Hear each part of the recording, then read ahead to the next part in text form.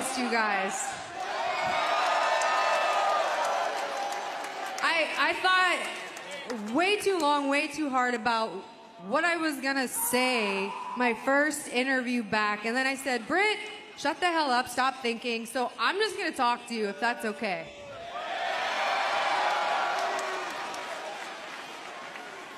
I'm gonna talk to you about 3 things that we all have. And that's a past, a present, and a future. Our past is our lesson. Our present is a gift. And our future is our motivation. Let's start with the past.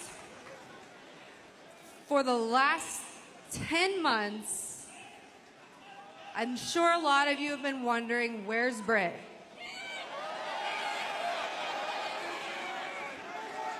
And anytime that question was asked, the answer was given, she's injured. Yeah. But I think you guys know me by now to know that it would take more than a couple herniated discs and a torn hip labrum to keep me away from this place. Back in November, physically, yeah, I was banged up, and mentally, I was probably running on empty.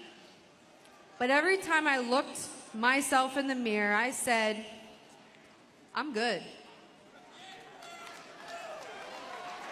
Until one day, I wasn't. Because one day, I started feeling really sick. And the room was spinning, my vision was blurry, and my right arm was tingling and numb, and it was, something didn't feel right, but I looked at myself in the mirror and I said, I'm good. I tried to open a bottle of water, and I couldn't. And my entire right side stopped working. To sum this story up, I spent a week in the hospital with a diagnosis of a TIA, which is a transient ischemic attack. And the doctors explained that to me as an instance when your brain is not getting enough blood for that moment, and it is a major warning sign for a stroke, so much that they call it a mini stroke. And at that moment, I looked myself in the mirror and I said, Britt, you are not good. And I told Tony, I need to stay home. I need to get myself right. And he said, okay, Britt, let me know when you're good.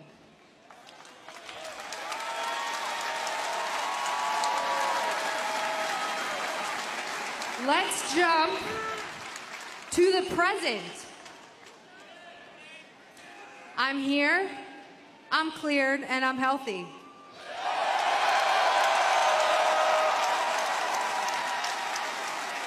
But I have to be honest with you guys, in my entire professional wrestling career, I was never more nervous than I was Sunday night at Forbidden Door. And you're probably wondering why. All you did was stand at the top of the ramp, Britt. But I was never more unsure of myself. I never doubted myself more, because I didn't know if anyone was going to give a damn that I was about to walk through that tunnel.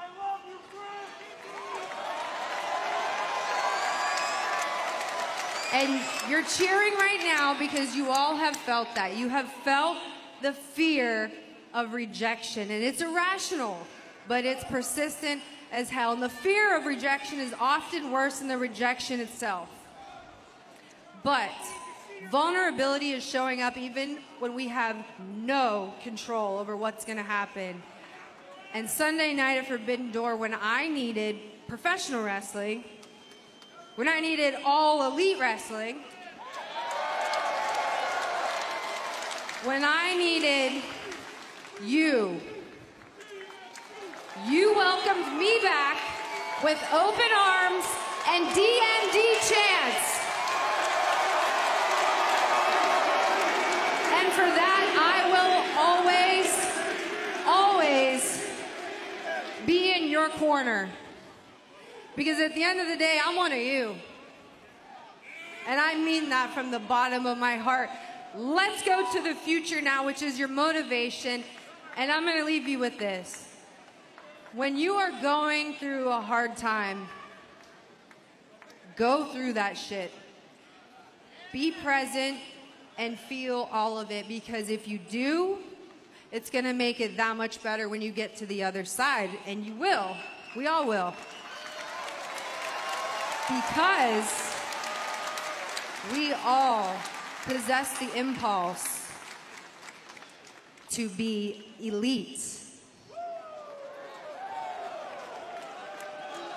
And speaking of elite, I have to bring this up because I heard we have a new female face of All Elite Wrestling.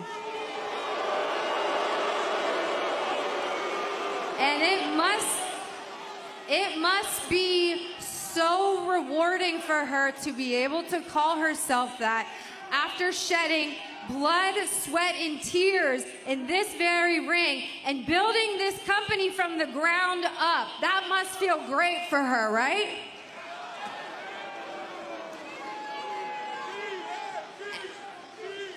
And CEO, those 3 letters, I'm sure she worked so hard and studied for over a decade to earn those 3 letters. And it is honestly brilliant to manipulate your fan base to chant those 3 letters by piping them in your entrance music.